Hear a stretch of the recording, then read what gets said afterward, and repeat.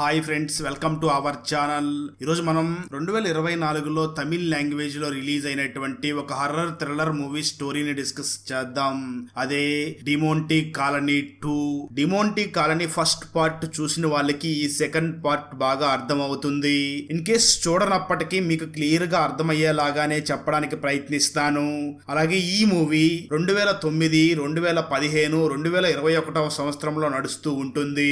So స్టోరీని skip చేయకుండా చివరి వరకు చూడండి. Now let's start our video.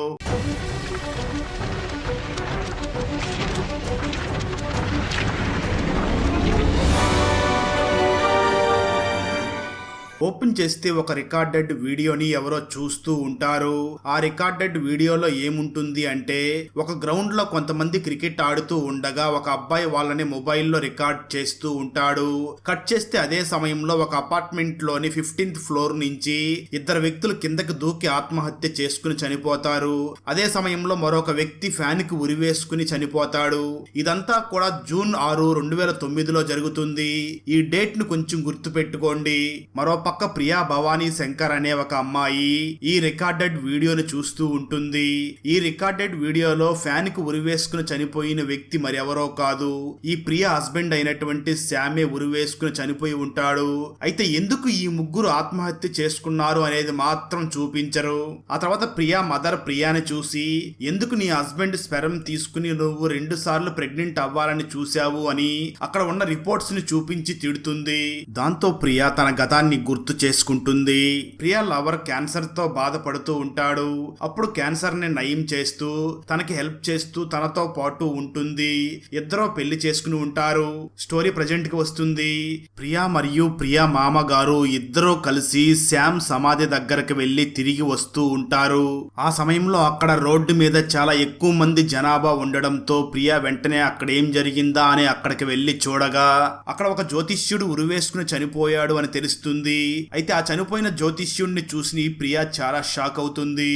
ఈ జ్యోతిష్యుడు ఫస్ట్ పార్ట్ లో సిరిను మరియు తన ఫ్రెండ్స్ కి సహాయం చేసి ఉంటాడు. ఆ తర్వాత ప్రియా మరియు తన మామ అక్కడి నుంచి ఒక రెస్టారెంట్ కి వెళ్తారు.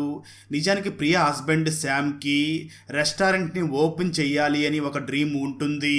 ఇప్పుడు తన కోరిక ప్రకారం ఒక రెస్టారెంట్ ని ఈ రోజు ఓపెన్ చెయ్యాలి అని అక్కడికి వెళ్లి ఉంటారు. తన హస్బెండ్ శ్యామ్ గురించి అక్కడ రెస్టారెంట్ ని ఓపెన్ చేయడానికి వచ్చిన వాళ్ళందరూ కూడా 2 minutes సైలెన్స్ పాటిస్తూ ఉంటారు. సరిగ్గా ఆ సమయంలో పైనుంచి స్పూన్లు పడుతూ ఉంటాయి. అది చూసిన ప్రియ ఆలోచిస్తూ ఎందుకు ఈ స్పూన్స్ పడుతున్నాయా అని ఆలోచిస్తూ ఉంటుంది. స్టోరీ గతానికి వెళ్తుంది. హాస్పిటల్లో ఉన్న శ్యామ్ ప్రియాని చూసి, నాకేదైనా అవసరం ఉన్నప్పుడు ఈ స్పూన్ ని కింద పడేస్తాను, ఆ సౌండ్ విని నువ్వు నా దగ్గరికి రావాలి అని శ్యామ్ తన వైఫ్ ప్రియాకి చెప్పి ఉంటాడు. స్టోరీ ప్రజెంట్ కి వస్తుంది. అది గుర్తు తెచ్చుకున్న ప్రియా, అంటే నా హస్బెండ్ నాతో ఏదో చెప్పాలని చూస్తున్నాడు, అందుకే ఆత్మరూపంలో వచ్చి ఇక్కడ శబ్దం చేస్తున్నాడు అని తన మామతో చెప్తుంది. అందుకే నేను ఆత్మతో మాట్లాడాలి అని అంటుంది ప్రియా. ఆ మాటలు విన్న ప్రియా మామ వెంటనే ప్రియాని చూసి, 6 సంవత్సరాల క్రితం ఇలాగని ట్రై చేశాం కానీ ఆత్మ రాలేదు కదా అని అంటాడు. ఆ మాటలు విన్న ప్రియా మాత్రం ఈ ఒక్కసారి ట్రై చేద్దామని అంటుంది. ఇప్పుడు స్టోరీ 2015 జూన్ 6వ తేదీన నడుస్తూ ఉంటుంది. ఆ సమయంలో శ్రీను మరియు తన ఫ్రెండ్స్ ఆత్మతో మాట్లాడదాము అని ఒక చోటుకి వెళుతూ ఉంటారు. సరిగ్గా అదే సమయంలో హైదరాబాద్ లో సేమ్ సీను లాగా ఒక వ్యక్తి ఉంటాడు. అతని పేరు రఘు. రఘు వద్దకి తన పెదనాన్న కూతురు మరియు తన పెదనాన్న భార్య వస్తారు. ఎందుకంటే రఘు పెదనాన్న చనిపోయి ఉంటాడు. అయితే తన పెదనానికి ఒక 5,000 కోట్ల ఆస్తి ఉంటుంది. ఆ ఆస్తి మొత్తానికి ఎవరెవరికి ఇవ్వాలి అని ఒక పత్రంలో రాసి చనిపోయి ఉంటాడు. రఘు బాబాయ్ హైకోర్టులో లాయర్ గా వర్క్ చేస్తూ ఉంటాడు. రఘు బాబాయ్ ఇంటికి వచ్చి ఆ పత్రాన్ని చదువుతాడు. నిజానికి ఆ పత్రంలో రఘు పెదనాన్న రఘుకి 25% ఇవ్వాలి అని, తన మొదటి భార్య కూతురికి 5% ఇవ్వాలి అని, శ్రీనుకి 70% ఇవ్వాలి అని ఆ పత్రంలో రాసి ఉంటాడు. ఆ మాటలు విన్న మొదటి భార్య కూతురు మాట్లాడుతూ, శ్రీనుకు మాత్రమే 70% ఏమిటి, నేను వెంటనే కోర్టుకి వెళ్లి నాకు ఇంకా ఎక్కువ పర్సెంటేజ్ తెచ్చుకుంటా అని అంటుంది. ఆ తర్వాత రఘు తన మామతో మాట్లాడుతూ, పెదనాన్న మొదటి భార్య కూతురు కేసు వేయడానికంటే ముందే నేనే కోర్టులో కేసు వేసి నేను కూడా ఒక 30% 50% వాటాని తెచ్చుకుంటాను అని అంటాడు. ఆ మాటలు విన్న రఘు మామయ్య వెంటనే రఘును చూసి, సీనుతో నేను మాట్లాడతాను, సీను నీకు తమ్ముడే కదా, నీకేమైనా పర్సెంటేజ్ పెంచుతాడేమో అని వెంటనే రఘు మామయ్య సీనుకి ఫోన్ చేస్తాడు. అయితే సీను ఫోన్లో మాట్లాడుతూ, నాకు తెలుసురా, మీరు ఏదో ఒక రోజు ఇలా చేస్తారని, ఇంకోసారి ఫోన్ చేస్తే చెప్పు తీసుకుని కొడతాను అని ఫోన్ పెట్టమని చెప్పి కట్టేస్తాడు. మరోపక్క ప్రియా మరియు తన మామ ఒక స్వామీజీని వెళ్లి కలిసి, మేము చనిపోయిన శ్యామ్ ఆత్మతో మాట్లాడాలి అని అడుగుతారు. ఆ స్వామీజీ వాళ్ళని చూసి, మీరు డైరెక్ట్ గా అతనితో మాట్లాడడానికి కుదరదు, నేను నీ ఆత్మని తన ఆత్మ దగ్గరికి పంపించి మాట్లాడేలాగా చేస్తాను అని అంటాడు ఆ స్వామీజీ. అదే విధంగా ఆ స్వామీజీ ప్రియాని చూసి, నేను చెప్పినప్పుడు నీ ఆత్మతో తిరిగి ఇక్కడికి వచ్చేయాలి, లేదంటే నీ ప్రాణాలకే ప్రమాదం ఉంది అని చెప్తాడు. ఆ తర్వాత స్వామీజీ ప్రియా ఆత్మని బయటికి తీసే ప్రక్రియని స్టార్ట్ చేస్తాడు. కొంత సమయానికే ప్రియా ఆత్మ బయటికి వచ్చి పైకి వెళ్తుంది. అప్పుడు ప్రియాకి చాలా ఆత్మలు కనిపిస్తూ ఉంటాయి. కొన్ని ఆత్మలని ఒక అతను బంధిస్తూ ఉంటాడు. ఆ సమయంలో ప్రియా హెల్ప్ హెల్ప్ అని ఒక పేపర్ మీద రాస్తూ ఉంటుంది. అదే సమయంలో ప్రియా హస్బెండ్ అయినటువంటి శ్యామ్ ఆత్మ కూడా నన్ను కాపాడు కాపాడు అని ప్రియా ఆత్మని అడుగుతూ ఉంటాడు. దాంతో ప్రియా తన హస్బెండ్ ఆత్మతో మాట్లాడుతూ ఉండగా మరోపక్క ప్రియా ఆత్మతో స్వామీజీ మాట్లాడుతూ టైం అయిపోతుంది, అక్కడికి వెళ్ళొద్దు అని చెప్తూ ఉంటాడు. ప్రియా మాత్రం పేపర్ మీద హెల్ప్ హెల్ప్ అని రాస్తూనే ఉంటుంది. ప్రియా లాస్ట్ లో దిస్ విల్ రిపీట్ అని పేపర్ మీద రాస్తుంది. అక్కడతో ఈ సీన్ ఎండ్ అవుతుంది. కట్ చేస్తే స్టోరీ 2021 జూన్ 5వ తేదీకి వస్తుంది. ఆ సమయంలో స్వామీజీ ప్రియాతో మాట్లాడుతూ, ఇది శ్రీను మరియు రఘు యొక్క ప్రాణాలని కాపాడుతుంది అని ఒక ఆయుధాన్ని చూపిస్తాడు. మరోపక్క సీను 5 సంవత్సరాలుగా కోమాలో ఉన్నాడు అని రఘుతో రఘు చిన్నాన చెప్తూ ఉంటాడు. చాలా మంది డాక్టర్లు వచ్చి అతన్ని కాపాడే ప్రయత్నం చేస్తున్నారు, కానీ అతను మాత్రం కోలుకోవడం లేదు. అందుకే నేను సీనుకి సహజ మరణం ఇవ్వాలి అని కోర్టులో పర్మిషన్ అడిగాను. ఇప్పుడే దానికి కోర్టు కూడా ఓకే చెప్పింది. శ్రీనుని చంపేస్తే ఆ 70% కూడా మనకే వస్తుంది అని రఘు చిన్నాన రఘుకి చెప్తాడు. ఆ తర్వాత రఘు మరియు తన చిన్నాన ఇద్దరు కూడా శ్రీనుని చంపడానికి హాస్పిటల్ కి వెళ్తారు. సరిగ్గా అదే సమయంలో ప్రియా హాస్పిటల్ కి వచ్చి అక్కడ ఉన్న రఘుని చూసి, 2015 జూన్ 6వ తేదీ నువ్వు కూడా చనిపోయే వాడివే అని అప్పుడు జరిగిన స్టోరీని చెప్పడం మొదలు పెడుతుంది.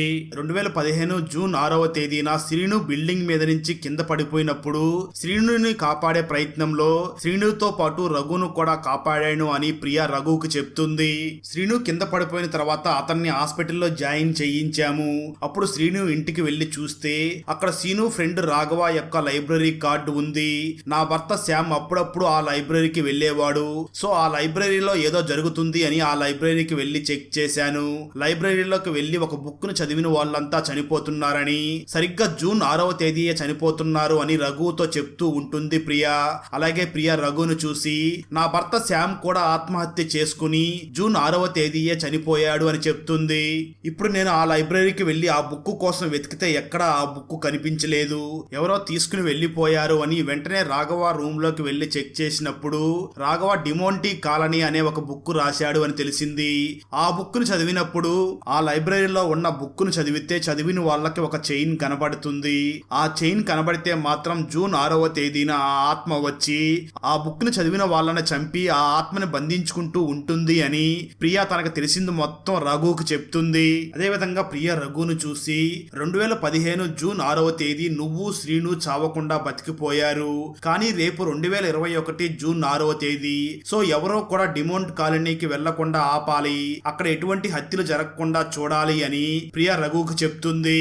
కట్ చేస్తే మరో పక్క హాస్పిటల్లో ఉన్న శ్రీనుని మరొక ప్లేస్ కి షిఫ్ట్ చేస్తూ ఉంటారు. శ్రీనుతో పాటు ఒక ముగ్గురు స్వామీజీలు ఉంటారు.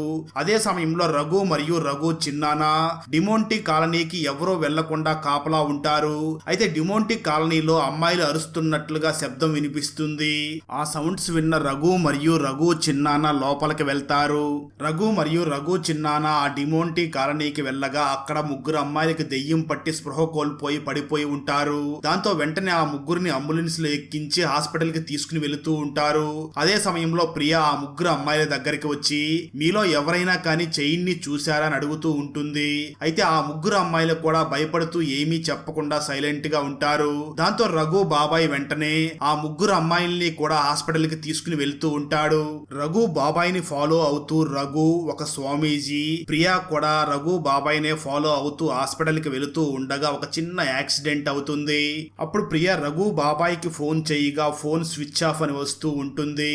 ప్రియా వెంటనే తన అసిస్టెంట్ కి ఫోన్ చేసి కారు తీసుకురామని చెప్తుంది. ఆ తర్వాత ప్రియా, రఘు అలాగే ఒక స్వామీజీ కలిసి రెస్టారెంట్ దగ్గరకు బయలుదేరి వెళ్తారు. సరిగ్గా అదే సమయంలో ప్రియా దగ్గర ఉన్న స్వామీజీ శ్రీను దగ్గర ఉన్న ముగ్గురు స్వామీజీలకి ఫోన్ చేసి మీరు పూజ మొదలు పెట్టండి, కానీ ఎట్టి పరిస్థితుల్లో ఆయుధం మాత్రం కింద పెట్టకుండా పూజ స్టార్ట్ చెయ్యండి అని చెప్తాడు. సరిగ్గా అదే సమయంలో డిమోంటీ కాలనీలోకి వెళ్లిన ఆ ముగ్గురు అమ్మాయిల్లో ఒక అమ్మాయి స్పృహలోకి వచ్చి లేస్తుంది. దాంతో రఘు చిన్నాన వెంటనే ఆ అమ్మాయిని చూసి ఇంత సెక్యూరిటీ ఉన్నా మీరు లోపలికి ఎలా వెళ్లారు అని అడుగుతాడు. దానికి ఆ అమ్మాయి సమాధానం చెప్తూ మేము హాస్టల్లో డిమోంటీ కాలనీ బుక్ చదువుతూ ఉండగా చదివిన తర్వాత మాకు ఒక లైట్ వెలిగిందని, దాని తర్వాత మేము డిమోంటీ కాలనీ హౌస్ లో ఉన్నాము, అక్కడికి ఎలా వెళ్ళామో కూడా మాకు తెలియదు అని చెప్తూ ఏడుస్తూ ఉంటుంది. మరో పక్క ప్రియా తన రెస్టారెంట్ దగ్గర ఉంటుంది. అప్పుడే ఒక కస్టమర్ ఫుడ్ తీసుకుని వెళ్లడం కోసం ఆ రెస్టారెంట్ కి వస్తాడు, కానీ డోర్ లాక్ చేసి ఉంటుంది.